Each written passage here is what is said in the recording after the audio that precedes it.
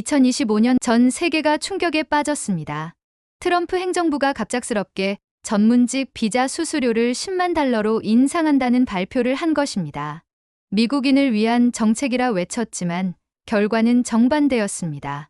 실리콘밸리의 연구소들은 멈춰섰고 수많은 인재들이 미국을 떠났습니다. 그리고 그들이 향한 곳은 바로 대한민국이었습니다. 사람들은 그날을 이렇게 불렀습니다. 미국은 벽을 세웠고 한국은 다리를 놓았다. 비자 한 장이 한 나라의 운명을 바꿨습니다. 한때 세계가 부러워하던 미국의 실리콘밸리. 그런데 트럼프 대통령의 한마디가 그 모든 걸 멈춰 세웠습니다. 외국인 전문직 비자 수수료 10만 달러. 그날 이후 미국은 인재를 내쫓기 시작했고 한국은 그 인재들을 믿음으로 품기 시작했습니다. 누군가는 벽을 세웠지만 누군가는 다리를 놓았습니다. 그리고 그 다리 위에서 세상은 전혀 새로운 길을 발견하게 됩니다. 제 이름은 조나단 밀러입니다. 저는 15년 동안 미국 실리콘밸리에서 일해온 경제학자이자 스타트업 인큐베이터 운영자입니다. 수천 명의 젊은 창업가들이 제 손을 거쳐갔고 그들 중 절반 이상이 외국에서 온 인재들이었습니다. 그들의 열정은 미국의 엔진이자 제 인생의 의미였습니다. 그날 아침이었습니다. 워싱턴 DC 백악관 브리핑룸이 이례적으로 붐볐습니다. 기자들이 몰려들었고 TV는 긴급 속보 자막을 띄웠습니다. 트럼프 대통령이 직접 나와 새 행정명령을 발표한다는 소식이었죠. 저는 노트북을 켜고 회의 준비를 하던 중이었는데 스피커에서 그의 목소리가 들려왔습니다. 미국을 다시 위대하게 만들기 위해선 미국인의 일자리를 지켜야 합니다. 앞으로 외국 전문직 비자 H-1B 수수료를 10만 달러로 인상하겠습니다. 순간 손이 멈췄습니다. 노트북 화면 속 기자들의 얼굴이 일제히 굳었고 제 머릿속도 하얘졌습니다. 10만 달러라니요? 그건 중소 스타트업 한 해 인건비의 절반이 넘는 금액이었습니다. 순간 제 옆에 있던 동료 케빈이 중얼거렸습니다. 이건 외국인 전면 추방선언이잖아. 트럼프의 발언이 끝나기도 전에 실리콘밸리 단체 채팅방은 불이 났습니다. 이제 끝났다. 우리 인도팀 전원 나가야 할 수도 있어. 중국인 엔지니어 계약 취소해야겠어. 그 혼란의 중심에 저희 회사 넥스톨랩스도 있었습니다. 우리는 30여 개국 출신의 창업가를 지원하던 미국 정부 인증 인큐베이터였죠. 그날 오후 저에게도 이메일이 도착했습니다. 그 기관에서 후원 중인 외국 국적 전문 인력의 비자 자격이 재검토 대상에 포함되었습니다. 심장이 철렁 내려앉았습니다. 제가 후원하던 인도 엔지니어 라비 샤르마의 이름이 명단 메뉴에 있었습니다. 그는 5년째 저와 함께 일하며 인공지능 기반 의료 데이터 플랫폼을 개발하던 젊은 엔지니어였습니다. 그의 코드가 없으면 우리 프로젝트는 멈추는 것이나 다름없었습니다. 저는 즉시 워싱턴의 이민청 담당자에게 전화를 걸었습니다. 이건 일시적 조치죠. 실제로 시행되진 않겠죠? 수화기 너머로 들린 대답은 짧고 냉정했습니다. 명령은 오늘 자로 발효됐습니다. 예외는 없습니다. 그 한마디로 수백 개의 스타트업이 무너졌습니다. 같은 날 저녁, 수많은 엔지니어들이 짐을 싸서 공항으로 향했습니다. 저는 공항에서 라비를 배웅했습니다. 그는 울지도 화내지도 않았습니다. 그저 이렇게 말했죠. 선생님, 저는 미국을 사랑했습니다. 하지만 지금의 미국은 저를 믿지 않는 것 같아요. 그 말을 들은 순간 저는 처음으로 미국이 무너지고 있다는 실감을 했습니다. 그건 돈이나 제도의 문제가 아니라 신뢰의 붕괴였습니다. 며칠 후 CNN 헤드라인이 제 눈에 들어왔습니다. 트럼프의 비자 개편, 실리콘밸리 외국인 엔지니어 68% 체류 불가 판정. 수십 년간 꿈의 나라로 불리던 미국이 이제는 떠나는 나라가 되고 있었습니다. 그럼에도 백악관은 이게 미국을 살리는 길이라고 주장했습니다. 저는 그 뉴스를 보며 손에 쥔 커피잔을 떨어뜨렸습니다. 깨진 잔조각이 바닥에서 부딪히는 소리가 이상하게도 백악관 발표보다 현실적이었죠. 며칠 뒤 더 끔찍한 일이 벌어졌습니다. 제가 후원하던 스타트업 세 곳이 연쇄적으로 문을 닫았습니다. 핵심 개발자들이 비자 문제로 모두 출국했기 때문입니다. 투자자들은 등을 돌렸고 저는 하루에도 수십 통의 해지 통보서를 받았습니다. 그때 깨달았습니다. 우리가 잃은 건 돈이 아니라 사람이다. 밤이 되면 창밖에서 공항 비행기 소리가 들렸습니다. 매일같이 누군가 떠나는 소리였죠. 라비, 소피, 안드레아, 첸. 그들은 각자의 나라로 돌아갔지만 그들의 이메일 서명에는 공통된 한 문장이 적혀 있었습니다. 한국에서 뵙겠습니다. 그게 처음이었습니다. 한국이라는 이름이 이렇게 자주 들려온 건 처음엔 단순한 농담인 줄 알았습니다. 하지만 몇 주 뒤 한국 정부가 발표한 K글로벌 탤런트 비자 정책을 보면서 저는 무릎을 탁 쳤습니다. 아, 미국이 잃은 걸 한국이 잡는구나. 그날 이후 저는 한 가지 결심을 했습니다. 미국이 무너지는 이유를 직접 봐야겠다. 그리고 한국이 그 자리를 어떻게 메우는지도 확인하겠어. 제가 이렇게 이 이야기를 시작하는 이유는 단 하나입니다. 그날 이후에 미국은 제가 알던 나라가 아니었습니다. 그리고 한국은 제가 예상하던 나라보다 훨씬 더 멀리 나아가 있었으니까요. 트럼프 행정부의 비자 개편 명령이 발표된 지 한 달째 되던 날, 조나단 밀러는 실리콘밸리의 한 사무실 창가에 앉아 있었습니다. 아침인데도 도시가 이상하리만치 조용했습니다. 언제나 사람과 아이디어로 들끓던 거리엔 텅 빈 빌딩 사이로 구인 취소 팻말만 나붙겼습니다. 그 사이 제휴대 전화는 쉴 새 없이 울리고 있었습니다. 투자자, 창업자, 정부 담당자, 심지어 언론까지 모두 같은 질문을 던졌습니다. 조나단, 정말로 이게 미국을 살리는 길일까요? 저는 아무 말도 할 수 없었습니다. 왜냐하면 그 누구보다 이 시스템의 붕괴를 가까이서 보고 있었기 때문이죠.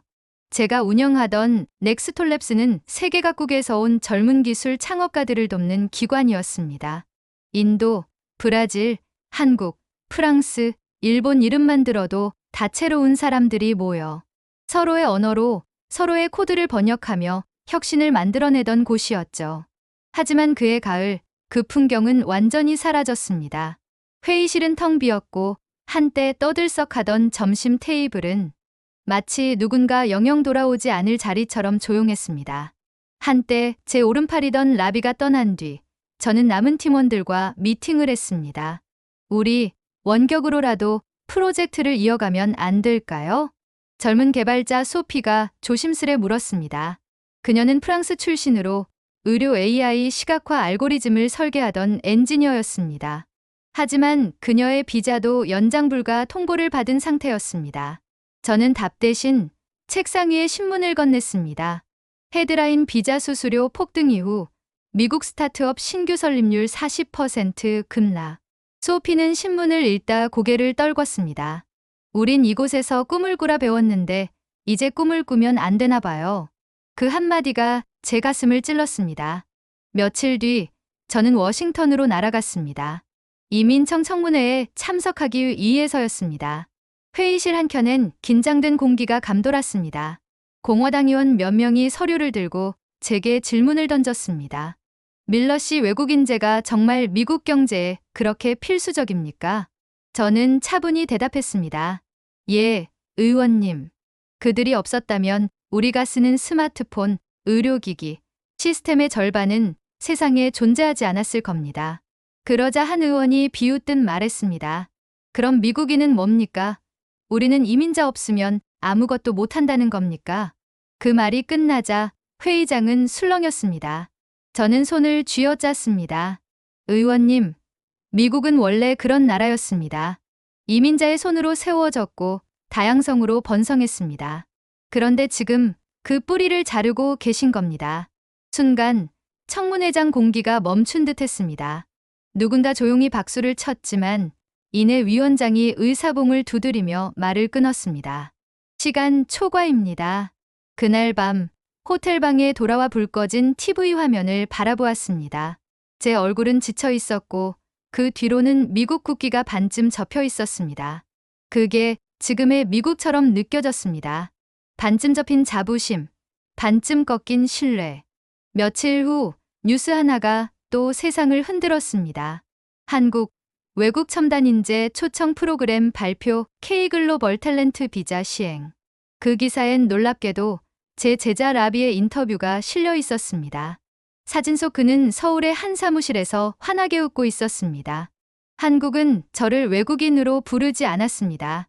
그냥 동료 개발자라고 불렀죠. 그 문장을 읽는 순간 저는 가슴이 먹먹해졌습니다. 미국에서 그는 비자 대상자였지만 한국에서 그는 사람이었습니다. 다음 주 또 다른 사건이 터졌습니다. 제가 후원하던 스타트업 중 한 곳이 파산 신청을 냈습니다. 그 회사의 CEO가 저에게 메일을 보냈습니다.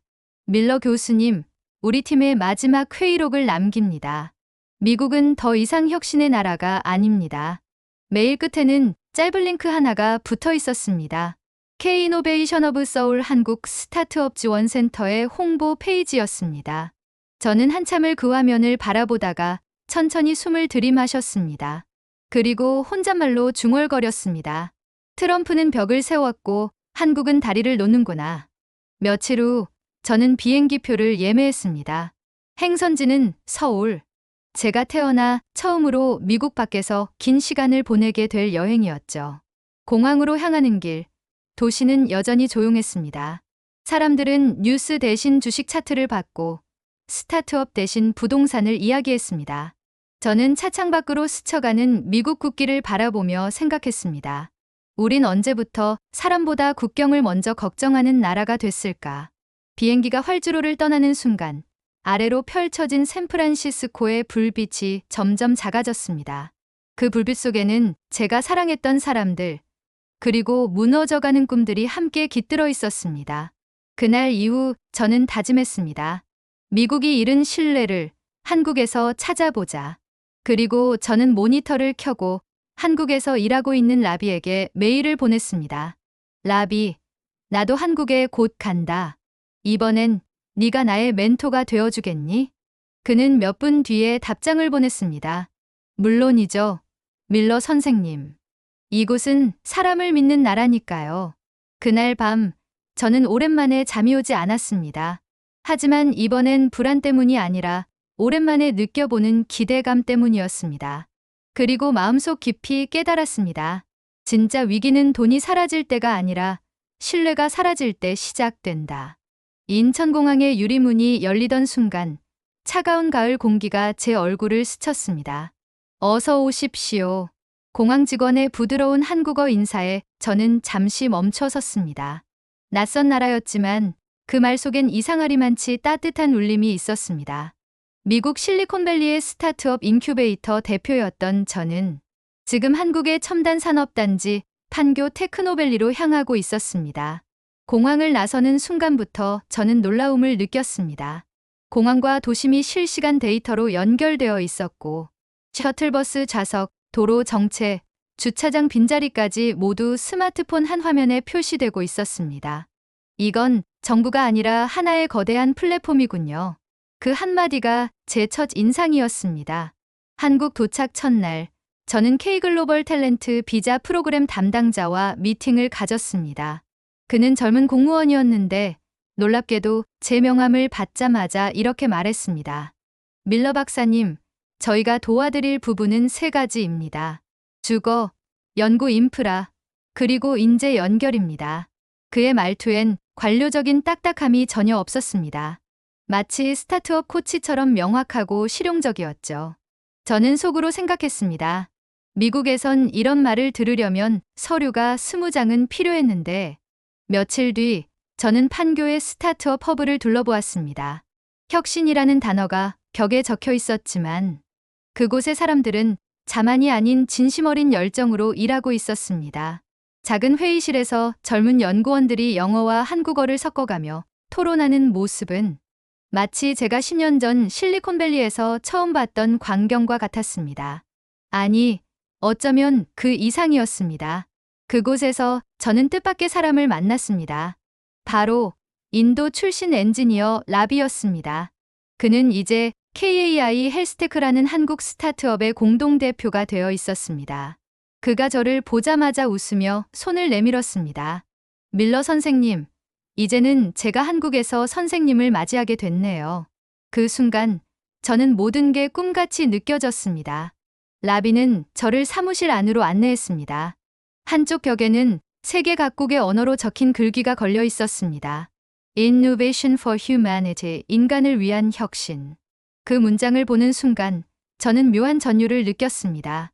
미국에서는 이윤과 성장이 목표였지만 한국에서는 사람을 위한 기술이 중심이었습니다.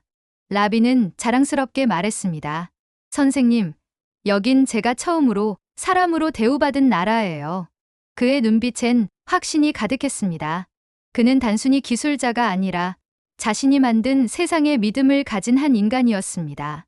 다음 날, 저는 라비와 함께 서울 도심 한복판에 있는 K-테크 포럼에 참석했습니다. 전 세계의 기업가와 연구자들이 모여 토론을 벌이고 있었고, 그중 상당수가 미국에서 온 사람들이었습니다. 한 젊은 미국인 프로그래머가 제게 다가와 물었습니다. 밀러 박사님, 정말 여기서 일할 만한가요? 저는 미소 지으며 대답했습니다. 여기선 사람을 숫자로 세지 않아요. 당신이 가진 아이디어를 존중해 줍니다. 그는 잠시 말을 잃더니 고개를 끄덕였습니다. 미국에선 그런 말을 마지막으로 들은 게 5년 전이네요. 그 짧은 대화가 제 마음을 복잡하게 했습니다. 미국은 언제부터 이렇게 변했을까? 우린 언제부터 사람보다 제도를 먼저 믿게 되었을까? 며칠 후 라비의 회사에서 열리는 시연회에 초대받았습니다.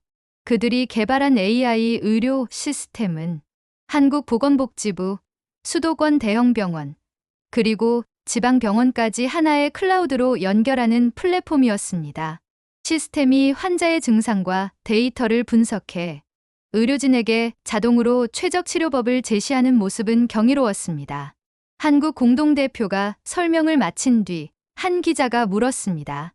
대표님, 이런 기술이 미국에서도 가능했을까요? 그는 잠시 생각하더니 이렇게 답했습니다. 미국에선 가능했을 겁니다. 하지만 실행되진 않았을 겁니다. 한국에선 함께하자는 말이 실제 행동이 되거든요. 그 대답은 청중의 박수를 받았고 저의 가슴을 울렸습니다. 함께하자, cooperation. 그 단어가 미국에선 얼마나 잊혀졌는지를 그 순간 저는 절감했습니다. 그날 밤 저는 숙소 창가에서 서울의 불빛을 바라봤습니다. 거리마다 질서가 있었고 사람들은 밤늦게까지 일하면서도 서로를 향해 미소를 건넸습니다. 그건 단순한 근면함이 아니라 함께 살아가는 사회의 모습이었습니다. 문득 미국의 내 사무실이 떠올랐습니다. 불 꺼진 회의실, 텅 빈 책상, 그리고 떠나간 동료들의 메일함. 그들의 이름 아래에는 이제 낯선 도메인이 붙어 있겠죠? K, 스타트업 KR. 그게 처음엔 아프게 느껴졌지만 지금은 이상하게도 자랑스러웠습니다. 다음 날 저는 라비와 한강 근처 카페에서 이야기를 나누었습니다. 그는 커피잔을 내려놓으며 말했습니다. 선생님, 미국은 저를 내쫓았지만 한국은 저를 품었어요. 전 이제 이곳에서 새로운 꿈을 꾸게 되었습니다. 저는 조용히 웃으며 그를 바라봤습니다. 라비, 네가 잃은 건 나라가 아니라 새로운 세상을 얻은 거야. 그는 잠시 생각하더니 고개를 끄덕였습니다. 그리고 선생님, 이제 그 세상은 선생님 차례입니다. 그 말이 제 가슴을 깊게 울렸습니다. 저는 그날 처음으로 확신했습니다. 미래의 중심은 더 이상 미국이 아니다. 그건 이제 서울이다. 서울에 도착한 지 석 달째 되는 날, 저는 한국의 어느 회의실 안에서 한 가지 놀라운 광경을 마주했습니다. 회의 주제는 글로벌 의료 데이터 통합 시스템이었고, 참석자 명단엔 미국, 독일, 일본, 인도, 그리고 한국 대표단이 적혀 있었습니다. 하지만 이상했습니다. 보통 이런 회의라면 미국이 주도권을 쥐었을 텐데, 이번엔 모든 시선이 한국 대표에게 향해 있었습니다. 이번 협력 모델의 핵심은 인공지능이 아니라 신뢰입니다. 한국 측 공동대표의 발표가 시작되자 회의장은 숨소리조차 조용해졌습니다. 그는 차분히 말을 이었습니다. 데이터를 나누는 건 기술의 문제가 아닙니다. 서로를 믿을 수 있는가의 문제죠. 한국은 정부, 병원, 기업이 그 신뢰 체계를 실제로 구현했습니다. 그의 손끝에서 PPT 슬라이드가 바뀌며 한국의 첨단 의료 혁신단지 코리아 메디컬 리서치 센터의 실시간 화면이 떴습니다. 서울에 위치한 KMRC는 공공병원, 지방의료원, 보건소, 연구기관을 하나의 클라우드 플랫폼으로 연결해 환자 데이터를 실시간으로 공유하고 분석하는 국가 의료 데이터 허브였습니다. 화면에는 실제로 환자의 진단 정보와 의료진의 피드백이 동시에 갱신되고 있었고, AI 시스템이 증상을 분석해 자동으로 최적 치료법을 제시하고 있었습니다. 저는 숨을 삼켰습니다. 이건 단순한 기술이 아니었습니다. 신뢰가 작동하는 기술 그 자체였죠. 며칠 후 라비의 초청으로 저는 KMRC 본관에서 열린 시연회에 참석했습니다. 그들이 개발한 AI 의료 시스템은 의사와 환자, 지방병원과 수도권 병원이 하나의 네트워크로 연결된 구조였습니다. 이 시스템은 의사가 버튼 한 번으로 환자의 진단 이력, 투약 내역, 검사 결과를 확인할 수 있게 해줬습니다. 그리고 모든 데이터의 사용 기록이 블록체인 기반으로 투명하게 남도록 설계되어 있었습니다. 이건 완벽한 신뢰 구조군요. 저는 무의식적으로 중얼거렸습니다. 라비는 미소를 지었습니다. 선생님, 이건 기술보다 문화가 더 중요했어요. 한국은 데이터를 보호한다 보다 사람을 믿는다가 먼저였거든요. 그때 기자 한 명이 손을 들었습니다. 라비 대표님, 이런 기술이 미국에서도 가능했을까요? 라비는 잠시 생각하더니 조용히 대답했습니다. 미국에서도 기술은 충분했습니다. 하지만 실행은 불가능했을 겁니다. 한국에선 함께 하자는 말이 실제 행동이 되거든요. 그 말이 끝나자 회의장 안이 조용해졌습니다. 몇 초 뒤 천천히 터져나온 박수 소리가 공간을 가득 채웠습니다. 저는 그 모습을 보며 속으로 중얼거렸습니다. 미국은 아직 합리를 믿지만 한국은 이미 신뢰를 시연하고 있구나. 강남의 고층 빌딩 사이로 반짝이는 불빛은 질서정연하면서도 따뜻했습니다. 각자의 속도로 움직이지만 전체가 조화롭게 돌아가는 모습. 마치 거대한 유기체 같았습니다. 며칠 뒤 저는 한국과학기술정보통신부 장관의 초청으로 포럼에 참석했습니다. 그곳에서 장관은 이런 말을 했습니다. 기술은 도구입니다. 하지만 신뢰는 문화이고 시스템입니다. 한국은 그 문화를 기술로 구현하려 합니다. 그 연설을 들으며 저는 조용히 고개를 숙였습니다. 이건 단순히 산업혁신의 문제가 아니었습니다. 한 사회가 사람을 믿는 구조를 어떻게 제도화할 수 있는지 보여주는 철학적 실험이었습니다. 포럼이 끝난 다음 날, 전 세계 주요 언론의 헤드라인이 바뀌었습니다. 한국, 글로벌 인재의 새로운 허브로 부상. 미국의 두뇌 유출, 한국의 두뇌 유입으로 이어지다. 트럼프의 비자 장벽이 만든 역설 한국의 르네상스. 그 기사를 본 순간 제 눈시울이 뜨거워졌습니다. 미국이 잃어버린 사람의 가치를 한국은 기술과 신뢰로 되찾고 있었습니다. 라비가 제게 보낸 메일 제목이 떠올랐습니다. 선생님, 이번엔 제가 아닌 선생님이 말씀하셔야 합니다. 미국이 잃은 것을 한국이 어떻게 되찾았는지를요. 며칠 후 저는 서울국제포럼 무대에 섰습니다. 청중은 수백 명. 그중 절반은 미국에서 온 젊은 개발자들이었습니다. 저는 천천히 숨을 고르고 말했습니다. 저는 한때 믿었습니다. 미국이 세상에서 가장 창의적인 나라라고요. 하지만 지금은 생각이 다릅니다. 창의력은 자유에서 나오지만 자유는 신뢰에서 나옵니다. 잠시 정적이 흘렀고 곧이어 회의장은 뜨거운 박수로 가득 찼습니다. 라비가 무대 아래에서 미소 짓고 있었고 저는 고개를 숙였습니다. 이제는 네가 진짜 선생이구나. 그날 밤 기자가 제게 물었습니다. 박사님, 한국이 성공한 이유를 한 문장으로 표현하신다면요? 저는 잠시 생각하다가 대답했습니다. 한국은 기술로 신뢰를 만들었고 신뢰로 사람을 지켰습니다. 그 한 문장이 다음 날 신문 일면에 실렸습니다. 헤드라인 한국, 신뢰를 설계한 나라. 저는 그 기사를 보며 조용히 웃었습니다. 이건 단순한 국가의 성공이 아니라 사람을 믿는 사회가 만들어낸 기적이었습니다. 그날 이후 세상은 조금씩 변하기 시작했습니다.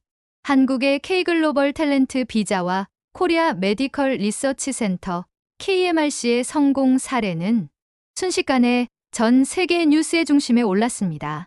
CNN, BBC, 로이터, NHK, 각국 언론들은 공통된 표현을 썼습니다. 트럼프의 장벽이 만든 반전 한국의 신뢰 시스템.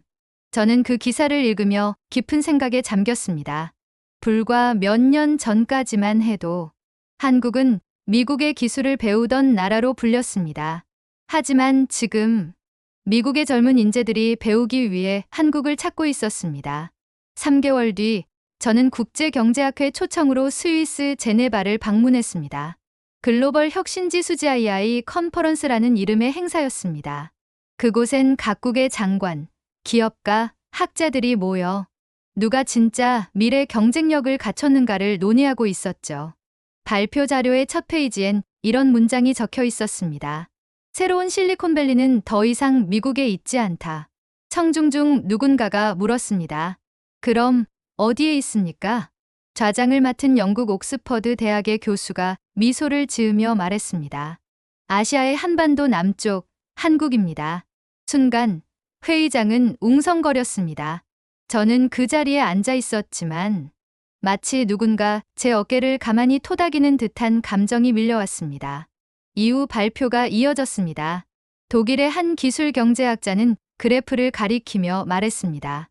미국이 H-1B 비자 수수료를 10만 달러로 인상한 이후 전 세계 AI 바이오 인재의 13%가 한국으로 이동했습니다. 이건 단순한 인재 이동이 아니라 신뢰의 이동입니다. 그 말을 들은 순간 제 마음속 어딘가에서 벼락처럼 울림이 퍼졌습니다. 신뢰의 이동. 그건 제가 한국에서 보고 느낀 바로 그 단어였습니다. 포럼이 끝난 뒤 저는 각국 전문가들과 만찬을 함께했습니다. 테이블에는 일본의 기술정책 자문관, 프랑스의 스타트업 대표, 캐나다의 경제연구원 등이 자리했습니다. 그들 모두의 화제는 한결같았습니다. 도대체 한국은 어떻게 그 짧은 시간 안에 이런 변화를 이뤄낸 걸까? 프랑스 대표가 말했습니다. 우리도 기술은 있습니다. 하지만 사회가 신뢰하지 않아요. 한국은 기술을 사람을 돕는 수단으로 썼다는 점이 다릅니다. 캐나다의 연구원은 고개를 끄덕이며 덧붙였습니다. 미국은 효율을 추구했지만 한국은 관계를 설계했군요. 저는 그들의 대화를 들으며 미소 지었습니다. 효율보다 관계, 경쟁보다 신뢰. 그게 바로 한국이 선택한 길이었습니다. 며칠 뒤 저는 서울로 돌아왔습니다. 공항에서 바라본 하늘은 유난히 맑았습니다. 라비가 마중을 나와 있었죠. 그는 활짝 웃으며 제게 말했습니다. 선생님, 드디어 세상이 우리를 보기 시작했어요. 그 말에 저는 고개를 끄덕였습니다. 그날 밤 KMRC 본관에서는 해외 대표단을 위한 환영 행사가 열렸습니다. 미국, 영국, 캐나다, 독일, 인도, 브라질, 호주. 각국의 관계자들이 한자리에 모여 한국의 K신뢰 시스템을 직접 체험하러 온 것이었습니다. 라비가 무대에 올라 프레젠테이션을 시작했습니다. 여러분, 우리는 기술을 만든 게 아닙니다. 사람을 다시 믿게 하는 시스템을 만든 겁니다. 그 말에 외국 대표단이 동시에 고개를 끄덕였습니다.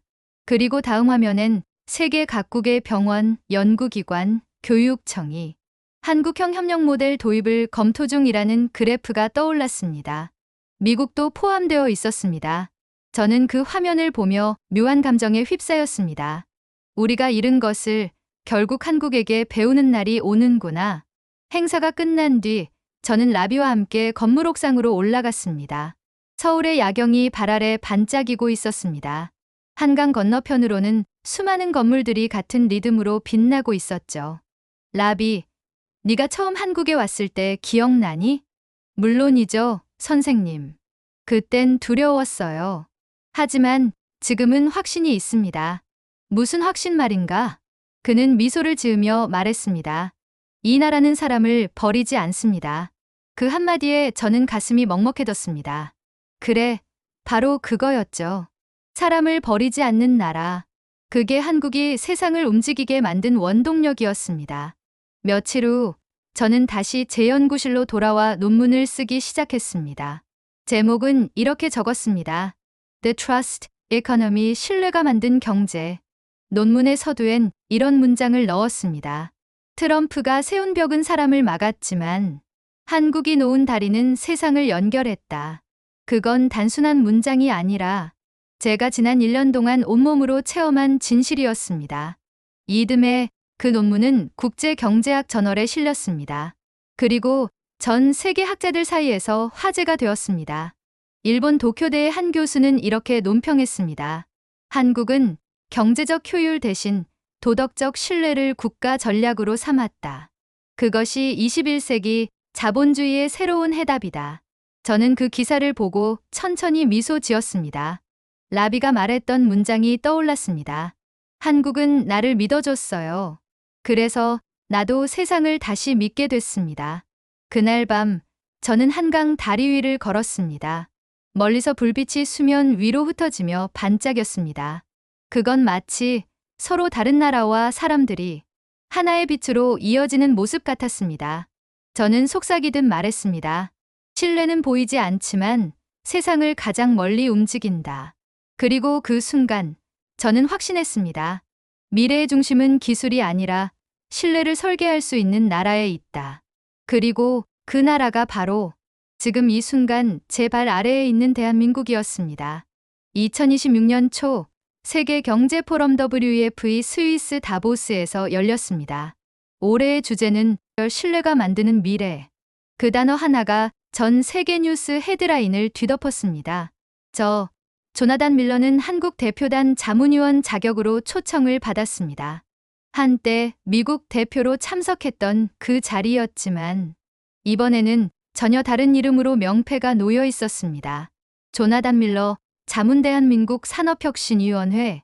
그 명패를 바라보는 순간 묘한 전율이 등줄기를 타고 흘렀습니다. 한때 이민자 후원자로 불리던 제가 이제는 신뢰 경제학을 연구하는 한국의 자문위원으로 서 있었으니까요. 포럼 개막식. 수천 명의 청중이 자리한 가운데 스크린에 전 세계 주요 국가의 지표가 떴습니다. 미국, 독일, 일본, 중국, 그리고 한국. WEF 사무총장이 단상에 올라 선언했습니다. 2026년 글로벌 혁신 신뢰지수 1위, 더 리퍼블릭 오브 코리아. 그 순간 장내가 술렁였습니다. 카메라 플래시가 번쩍였고 각국 대표들이 놀란 표정으로 서로를 바라봤습니다. 한국이 1위라고? 미국을 제쳤다고? 그때 화면에는 세 개의 지표가 함께 떠 있었습니다. 기술 신뢰도, 정부 투명도, 시민 협력 지수. 그리고 그 아래에는 이렇게 적혀 있었습니다. 신뢰는 규제가 아닌 문화로 세워진다. 저는 자리에서 일어나 숨을 길게 내쉬었습니다. 이건 단순한 순위가 아니었습니다. 한 나라의 철학이 세계의 기준이 된 순간이었습니다. 행사 후반부, 패널 토론이 이어졌습니다. 주제는 누가 미래를 설계할 자격이 있는가. 패널에는 미국 상무부 차관, 일본 경제학자, 프랑스의 사회학자, 그리고 한국의 라비 샤르마가 앉아 있었습니다. 사회자가 질문했습니다. 라비 대표님, 한국이 어떻게 이런 변화를 이끌었습니까? 라비는 잠시 미소를 짓더니 대답했습니다. 한국은 기술보다 사람을 먼저 믿었습니다. 그리고 정부가 그 믿음을 시스템으로 바꿨죠. 미국 대표가 고개를 들며 반박했습니다. 그러나 신뢰는 측정할 수 없는 감정이지 경제의 지표가 될 순 없지 않습니까? 라비는 조용히 그를 바라보다가 단호히 말했습니다. 미국은 신뢰를 감정으로 봤지만 한국은 그것을 생산력으로 봤습니다. 그 한마디의 회의장은 정적에 휩싸였습니다. 몇 초의 침묵 뒤 사회자가 미소 지으며 말했습니다. 아마 오늘 이 자리에선 그 말이 가장 정확한 정의일 겁니다. 포럼이 끝난 뒤 기자회견이 열렸습니다. BBC 기자가 제게 다가와 물었습니다. 밀러 박사님, 당신은 미국에서 한국으로 건너간 첫 세대 전문가로 알려져 있습니다. 이제 신뢰 경제의 중심이 미국이 아닌 한국이 된 이유를 어떻게 설명하시겠습니까? 저는 잠시 생각한 뒤 대답했습니다. 미국은 자유를 위해 싸웠지만 한국은 신뢰로 자유를 지켜냈습니다. 그리고 그 차이가 세상을 바꿨습니다. 그 대답은 그대로 전 세계 언론에 실렸습니다. CNN 헤드라인. 미국 학자가 말한다. 미래는 신뢰를 설계한 나라의 것이다. 며칠 뒤 한국으로 돌아온 저는 코리아 메디컬 리서치 센터 본관의 대회의실에 있었습니다. 그곳엔 한국 정부 관계자들과 각국 전문가들이 모여 있었습니다. 회의의 목적은 명확했습니다. K신뢰 시스템의 글로벌 확산. 한국 측 대표가 프레젠테이션을 시작했습니다. 이제 한국은 단지 기술을 수출하는 나라가 아닙니다. 이제는 신뢰의 구조를 수출하는 나라가 됐습니다. 그의 말에 모두가 고개를 끄덕였습니다. 그리고 그는 저를 바라보며 손짓했습니다. 오늘 이 자리에 신뢰 경제라는 개념을 처음 제시하신 조나단 밀러 박사님을 모셨습니다. 저는 단상 위로 천천히 걸어 올라갔습니다. 조용한 박수 소리 사이로 제 심장은 세게 뛰었습니다. 마이크 앞에 선 저는 잠시 숨을 고르고 이렇게 말했습니다. 저는 미국에서 태어났습니다. 하지만 제가 배운 신뢰는 한국에서 시작됐습니다. 이곳에서 저는 한 가지를 깨달았습니다. 기술은 미래를 바꾸지만 신뢰는 인간을 바꿉니다. 회의장 안이 조용해졌습니다.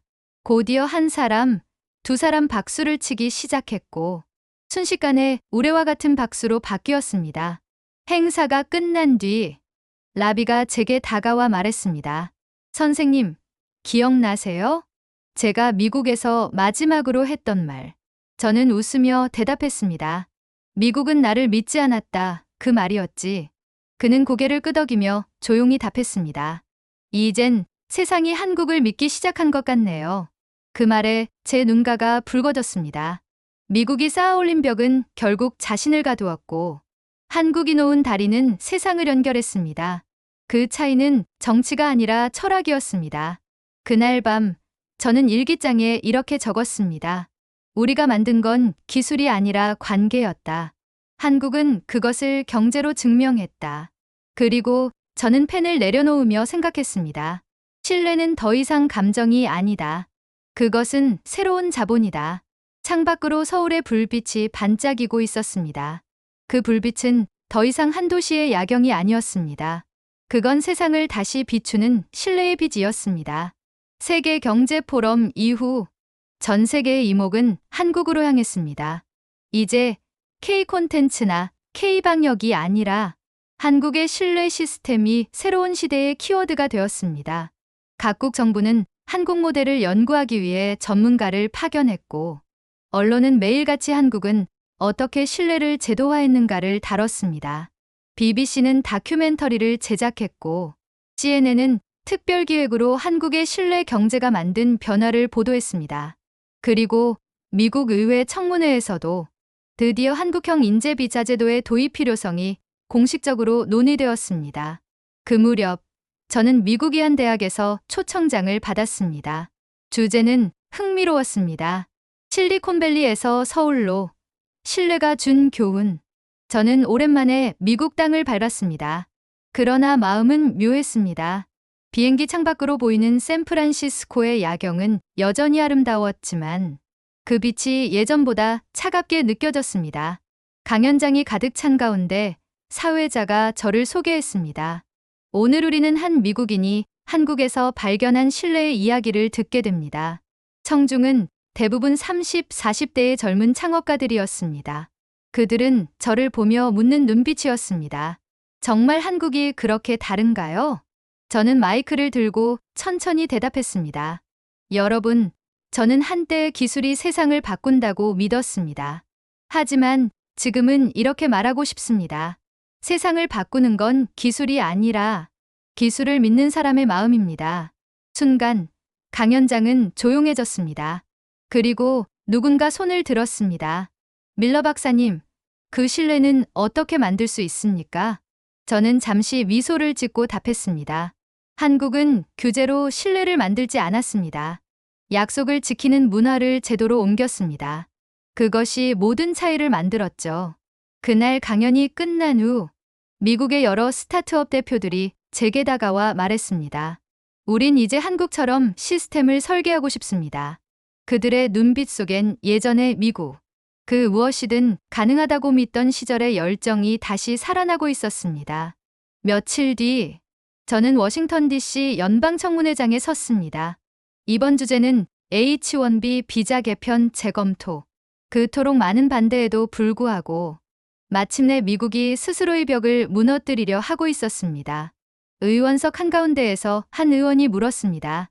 밀러 박사, 당신은 왜 한국을 그렇게 높게 평가합니까? 저는 단호히 말했습니다. 한국은 인재를 숫자로만 보지 않았습니다. 그 시선 하나가 국가의 운명을 갈랐습니다. 회의장은 잠시 정적에 잠겼고 이윽고 한 의원이 천천히 고개를 끄덕였습니다.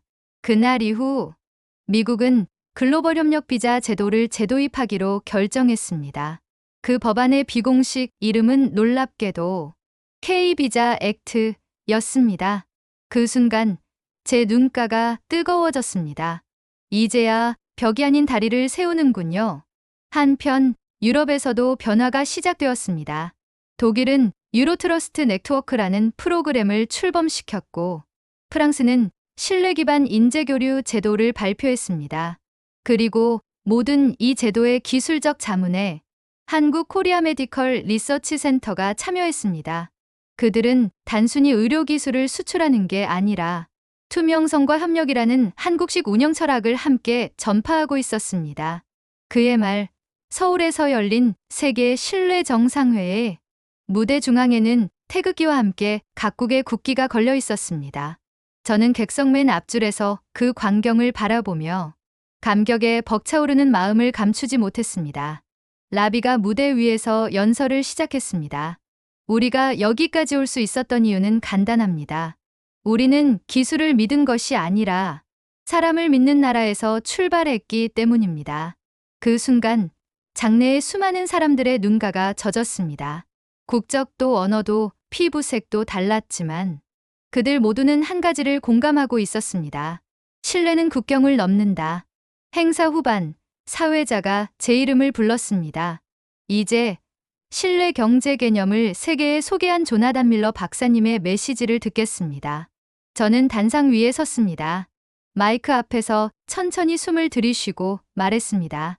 제가 처음 이 길을 시작했을 때 세상은 경쟁이 답이라고 믿었습니다. 하지만 지금은 압니다. 협력 없이는 어떤 혁신도 지속될 수 없다는 거요. 한국은 그걸 행동으로 보여줬습니다. 오늘 이 자리는 한 나라의 승리가 아니라 인류가 신뢰를 회복한 순간입니다. 청중은 기립박수를 쳤습니다. 사람들은 서로를 껴안았고 국기가 흔들렸습니다. 그날의 서울은 단순한 도시가 아니라 신뢰의 수도가 되었습니다. 밤이 되고 행사가 끝난 후 저와 라비는 다시 한강변에 나란히 섰습니다. 바람이 잔잔했고 강물 위로 불빛이 부드럽게 흔들렸습니다. 선생님, 이제 세상이 진짜 변했어요. 라비의 말에 저는 천천히 고개를 끄덕였습니다. 그래, 그리고 그 시작은 이곳이었지. 사람을 믿은 그 한 나라에서 우리는 잠시 말을 멈추고 강물 위로 퍼지는 불빛을 바라봤습니다. 그건 마치 서로 다른 문화와 나라가 한 줄기 빛으로 연결된 듯한 모습이었습니다. 저는 속삭이듯 말했습니다.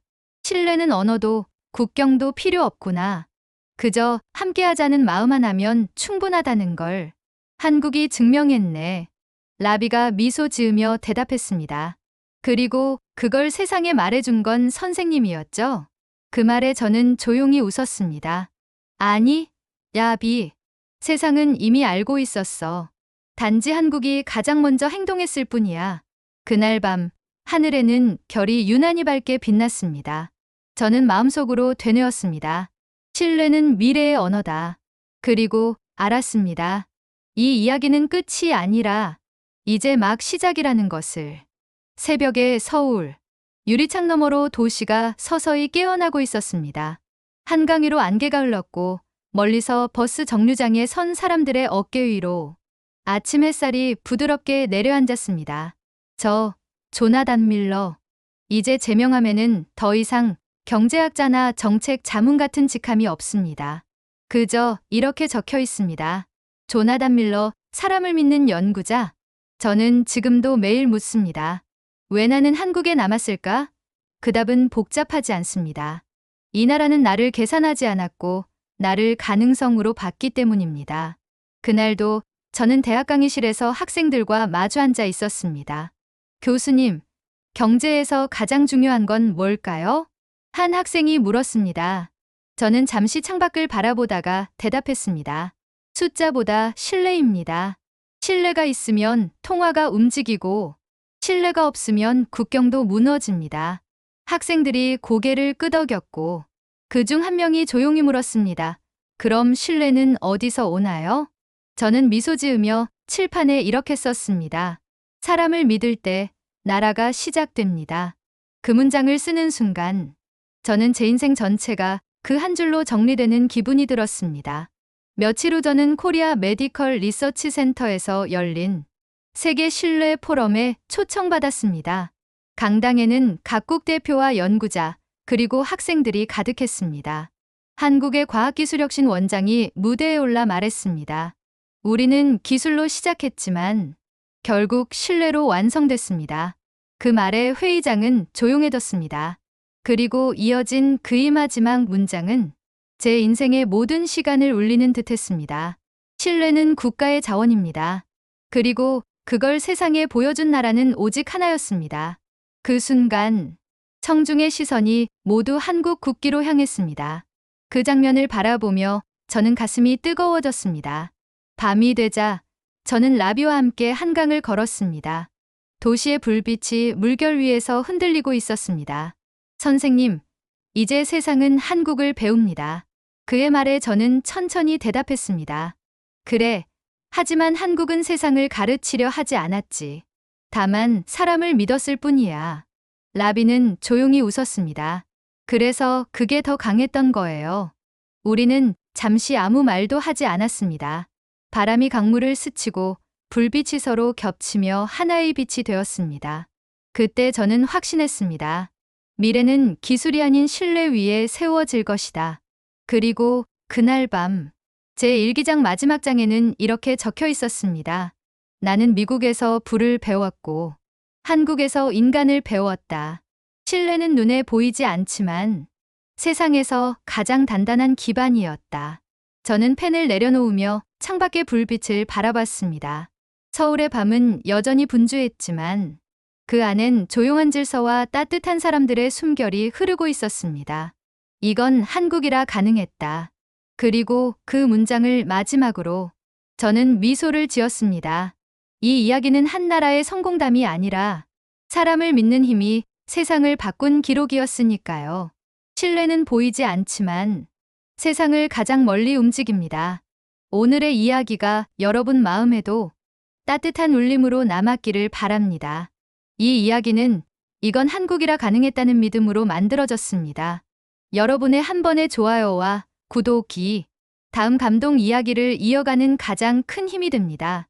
잊지 말고 구독, 좋아요, 알림 설정으로 눈물과 웃음의 감동 사연과 함께 해주세요. 영상 속 인물과 장소는 일부 각색되었으며 모든 사연은 실제 사례와 자료를 기반으로 구성되었습니다. 감동은 멀리 있지 않습니다. 오늘 당신 곁에도 분명히 있습니다. 눈물과 웃음의 감동 사연 업데이트는 매일 아침 6시입니다. 시청해 주셔서 진심으로 감사합니다.